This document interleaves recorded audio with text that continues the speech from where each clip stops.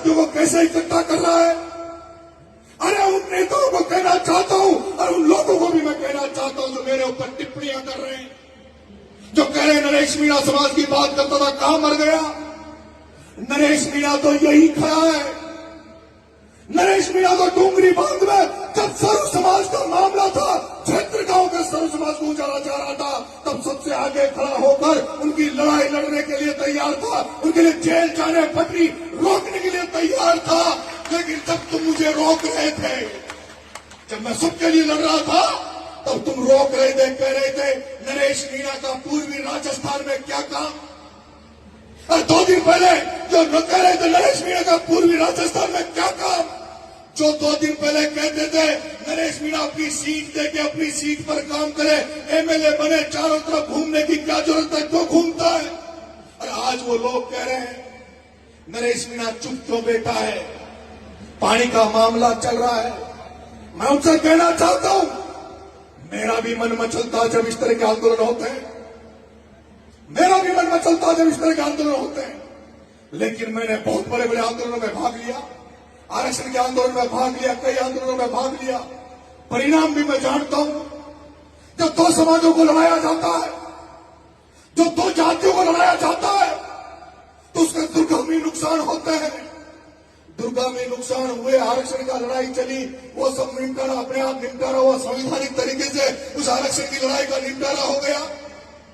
लेकिन नतीजा निकला कि 80 जैसी सीट पर एक घर वाले एमएलए बन गए, राजगढ़ वाली सीट पर एक घर वाला एमएलए बन गया। सब लोग चाहते हैं ये सारी किसान जातियां एक जाजम पर नहीं बैठे, एक जाजम पर इकट्ठी नहीं हो, इनको लड़ाते रहो, झगड़ाते रहो और हम लोग राज करते रहे। उन सत्ताधारियों के खिलाफ तो नरेश मीणा नंगे पैर घूम रहा है। और मैं उनसे कहना चाहता हूं जो मुझे पानी के मामले में बुलाना चाहते हैं, अरे नरेश मीणा हो जाएगा, लेकिन जो युवा तुम्हारे साथ आंदोलन में काम कर रहे हैं, उन युवाओं को सरपंच तो बना दो। युवाओं को, वो जो पूर्वी राजस्थान में जो युवा आंदोलन कर रहे हैं, उनको कभी सरपंच तो बना दो।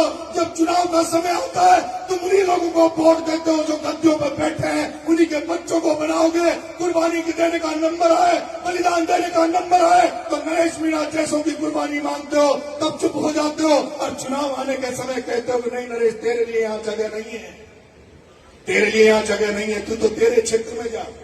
मेरे क्षेत्र में सामाजिक किस तरह का समीकरण है, इस तरह का समीकरण है।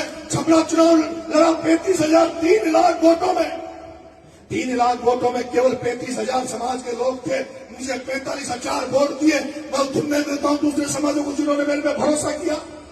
लेकिन मैं फिर भी उस आंदोलन के बारे में कहना चाहता हूं कि उस जो आंदोलन चल रहा पानी का, डैम का, मूंछ का सवाल मत बनाओ, जांगे मत फटकारो।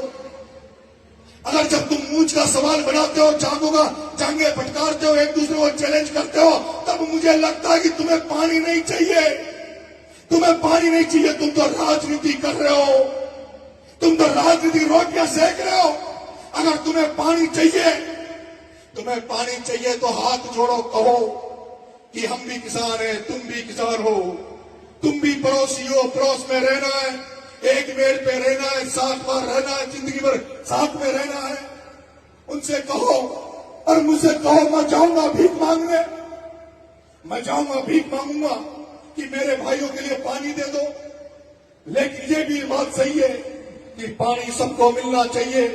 मेरे एरिया चाहे वो देवली उनियारा का पड़ता हो या छपरा का पड़ता हो, 2 डैम बन रहे हैं। यहाँ बीसलपुर में डैम बना, छपरा में भी डैम, अकाउंट का डैम बन रहा है। बीसलपुर का पानी अजमेर जा रहा है, जयपुर जा रहा है, लेकिन देवली उनियारा के लोगों को पीने का पानी नहीं मिल रहा। तो क्या देवली उनियारा के लोगों का अधिकार नहीं है क्या छपरा का पानी नीचे जाएगा तो क्या छपरा के ऊपर के गांव को पानी नहीं चाहिए क्या।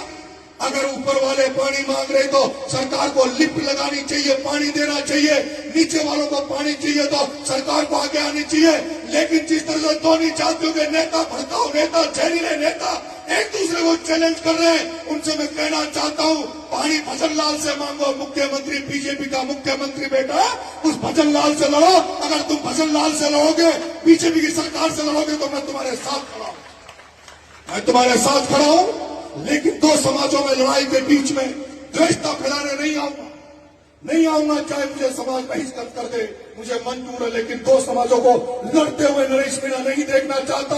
अरे हम हरौती में, हमारे यहाँ कोटा बूंदी बारा झालावाड़ में हम रहते हैं। रामनाथ जी भी पीड़ित रहे परसों से, मैं भी राजनीति का पीड़ित हूँ। चार चार वोट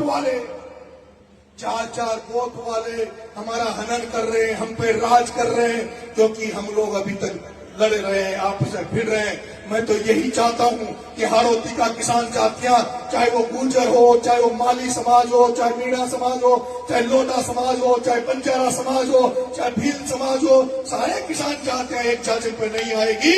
वो व्यापारी, वो धन्ना सेठ जो हाड़ौती में बैठे हैं, वो हट नहीं सकते। उन धन्ना सेठों को हटाने के लिए तो नंगे पैर तपस्या कर रहा हूं, सपना देख रहा हूं कि उन धन्ना सेठों को हटाऊं। और वो धन्ना सेठ जब भी हट सकते हैं जब सारे किसान जातियां एक हो जाएगी। उसका प्रण लेकर आगे बढ़ रहा हूं। उम्मीद है आप सबका आशीर्वाद मेरे पे बना रहेगा। बहुत बहुत धन्यवाद। राम राम साहब।